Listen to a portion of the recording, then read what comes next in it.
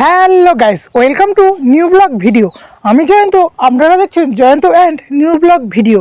চলো আজকের ভিডিওটা একটু ইন্টারেস্টিং হতে চলেছি, কেননা আমি পড়েছি বিপদে। হাই রে হাই, এরকম বিপদ আমার কোনো দিন হয়নি। হাই রে হাই, কী বড় বিপদ যে তোমাদের কাছে কি বলবো বন্ধুরা। এরকম বিপদে আশা করি কেউ কোনো দিন পড়বে না, কেননা এরকম বিপদ আমার কোনো দিন হয়নি। আমার মারা গিয়েছে কলকাতায় মাসির দেখতে, মাসির বড় শরীর খারাপ, তার জন্যে আমার বড় বিপদ। কী বিপদ না বিপদ দেখতে হলে ভিডিওটা দেখবে। আমি যেহেতু গ্যাস জ্বালতে পারি না, তা তো রান্না তো করতে হবে। গ্যাস না জ্বাললে কী করে রান্না করবো বলো? তো আমাদের একটা কাঠের উনুন আছে, কাঠের উনুন বলা ভুল, মাটির উনুন আছে, কাঠের জালে রান্না করি।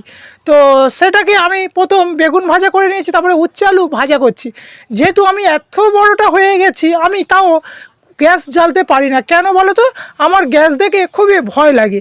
সচরাচর অনেকে গ্যাস জ্বালতে পারে, কিন্তু আমি গ্যাস জ্বালতে পারি না। কেন বন্ধুরা, তোমরা যদি কেউ গ্যাস জ্বালতে পারো অবশ্যই আমাকে বলো। এই যে আমি মাছের ঝোল, উচ্ছে আলু ভাজা এবং বেগুন ভাজা হয়ে গেছে, এবার করবো মাছের ঝোল। দেখো কড়াইতে কিরম ধোঁয়া এবং আগুন সহ উঠলো, এইটা বড় বিপদ। আমি এরকম সচরাচর কোনো দিন সামনে হয়নি। তো এরকম বিপদে কেউ আশা করি পড়বে না। তো তারপরে আলুটাকে কড়াই দিয়ে একটু নাড়াচাড়া করে তারপরে দিয়ে দিলাম হালকা হলুদ এবং লবণ এবং লঙ্কার গুঁড়ো।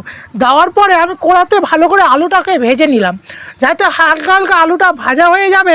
তারপরে তোমরা জলটা দিয়ে দেবে। তারপরে জলটা ভালো করে হালকা যেরকম ঝোলতে হবে ওরকম ঝোল ধুয়ে তারপরে মাছটা দিয়ে দেবে। তো প্রথম আমি তরকারিগুলো করে নিচ্ছিলাম।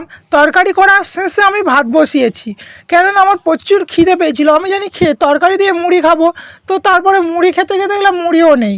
তো এরকম রান্না আমি কোনো দিন করতে চাই না বা করিনি। তো এতগুলো পদ রাঁধলাম, তারপরে এই আগুনের কাছে কাঠের জালে গ্যাস হলে ঝপ করে হয়ে যেত বা তাড়াতাড়ি হতো না, কিন্তু গ্যাসের জালে এত কষ্ট বা এই ধোঁয়া আগুনের সম্মুখীন হতে হতো না।